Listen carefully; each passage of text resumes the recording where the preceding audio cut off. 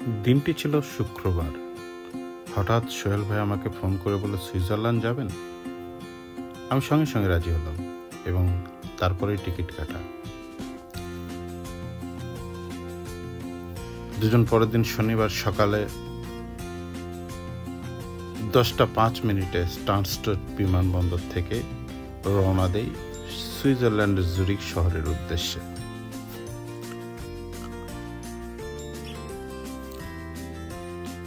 ইজিজেটের ফ্লাইটটি ছিল সংক্ষিপ্ত ও আরামদায়ক এবং আমরা স্থানীয় সময় সকাল 10:30 সুইজারল্যান্ডের জুরিখে অবতরণ করি।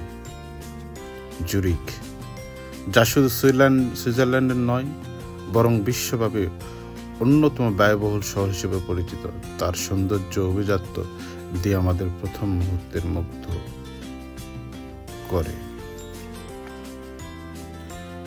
বিমানবন্দর নেমে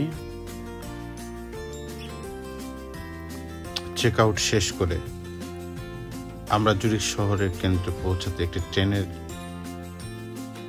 ট্রেনে উঠি, যা দ্রুত এবং কার্যকর একটি পরিবহন। আমরা আইবিএস হোটেলে একটি রুম বুক করেছিলাম, যা জুরিখ শহরের কেন্দ্রেই সুবিধাজনক স্থানে অবস্থিত।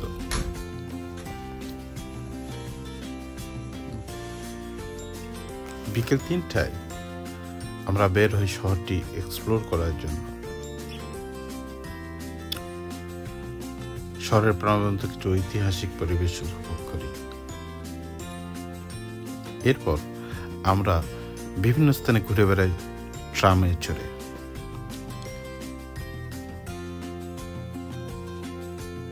এখানে বাস সার্ভিসের চেয়ে ট্রামে ঘোরাঘুরি করা অনেক সহজলভ্য এবং এভাবেই শেষ হয় আমাদের সেই শনিবার। পরদিন রবিবার ছিল নিঃসন্দেহে পুরো ভ্রমণের সবচেয়ে আকর্ষণীয় দিন। আমরা সকালে তাড়াতাড়ি ঘুম থেকে উঠে জুরিখ মেইন স্টেশন থেকে ইন্টারলেকেন ওয়েস্ট ট্রেন ধরতে বের হই। এটা ছিল আমার জন্য একটি বিশেষ অভিজ্ঞতা, কারণ এই প্রথম আমি সুইস রেলওয়ের বিখ্যাত ডাবল ডেকার ট্রেনে ভ্রমণ করছিলাম।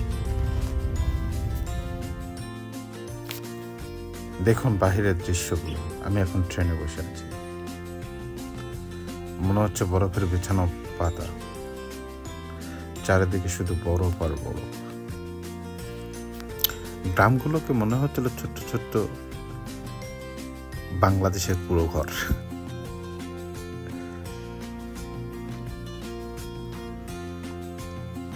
ট্রেনের বিশাল জানালাগুলো দেখে যাচ্ছিল স্বচ্ছ রোদ,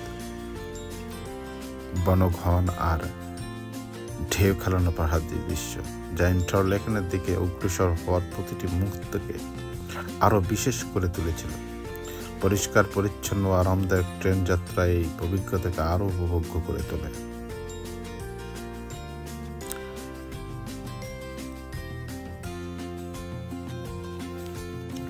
ধীরে ধীরে আমরা ইন্টারলেকেন ওয়েস্টের শহরটিতে প্রবেশ করছি। ইন্টারলেকেন ওয়েস্টে পৌঁছানোর পর আমি যেন ফিরে পেলাম এমন কিছু যার অভাব বহুদিন ধরে অনুভব করছিলাম। সেটা হলো পাহাড়। বার্নিস আলপসের সুউচ্চ পর্বত সিংহ, বিশেষ করে বিখ্যাত ইয়ংফাও রেঞ্জ চোখের সামনে দেখাচ্ছিল এক অবর্ণনীয় মুহূর্ত। আমার কাছে এটি ছিল বহুদিন পর কোনো প্রিয় বন্ধুর সঙ্গে পুনর্মিলনের মতো অনুভূতি। টাটকা বাতাস, শান্ত পরিবেশ এবং পাহাড়ের মহিমান্বিত দৃশ্য আমাকে গভীরভাবে স্পর্শ করে। শহরটিতে উপভোগ করার জন্য আমরা একটা ঘোড়ার গাড়ি ভাড়া করি এবং ঘোড়া চালকের সাথে ছিল একটু কিউট কুকুর।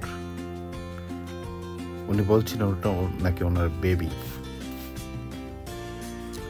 দিনে ব্যাপী সময় আমরা ইন্টারলেকেন শহরের সৌন্দর্য উপভোগ করি। লেক থুন মাঝখানে অবস্থিত এই মনোরম শহরের রাস্তায় হাঁটাহাঁটি করেছি। পাহাড়কে পেছনে রেখে শহরের চিত্রময় পরিবেশ আমাদের দিনটিকে নিখুঁতভাবে সম্পূর্ণ করে তোলে। এই যে দেখুন, এই সেই সুইস রেলওয়ের বিখ্যাত ডবল ডেকার ট্রেন। এর আগে কখনো আমি এই ধরনের ট্রেন দেখি নাই। বাংলাদেশে তো প্রশ্নই আসে না, লন্ডনেও দেখি নাই। এখানে প্রথম আমি এই ট্রেন দেখে মুগ্ধ।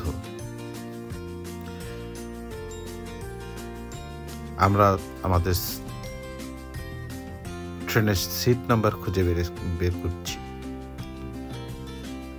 এবং তার দিকে অগ্রসর হচ্ছি।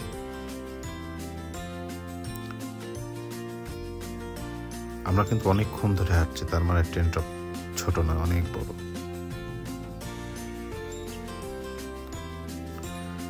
এবং মজার বিষয় হলো, লন্ডন থেকে আমি একটি ক্যাব নিয়ে এসেছিলাম, তাতে লিখেছিল লন্ডন। সেটা এই ইন্টারলেকেন শহরেই হারিয়ে ফেলেছি।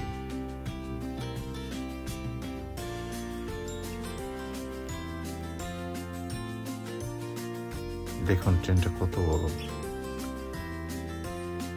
কত অর্গানাইজ। এরা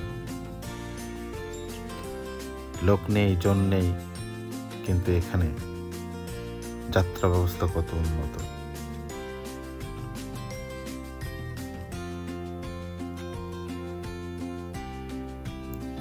মানুষের চিন্তা ভাবনা কত উন্নত হলে এরকম হয়। আমরা আমাদের ডোরে চলে এসেছি। হ্যাঁ, এই সেই ডবল ডেকার ট্রেনের সিঁড়ি। আমরা এখন সিঁড়ি পাইছি। দেখুন, লোক নেই, একটিও লোক নেই, ফাঁকা, ভুতুড়ে পরিবেশ।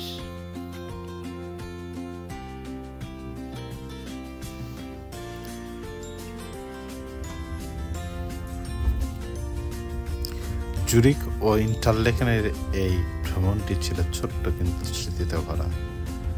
জুরিকের আভিজাত্যপূর্ণ রাস্তা ঘোরা থেকে শুরু করে সুইস আল্পসের মহিমা প্রত্যক্ষ করা প্রতিটি মুহূর্ত ছিল বিস্ময় ও উত্তেজনায় পূর্ণ।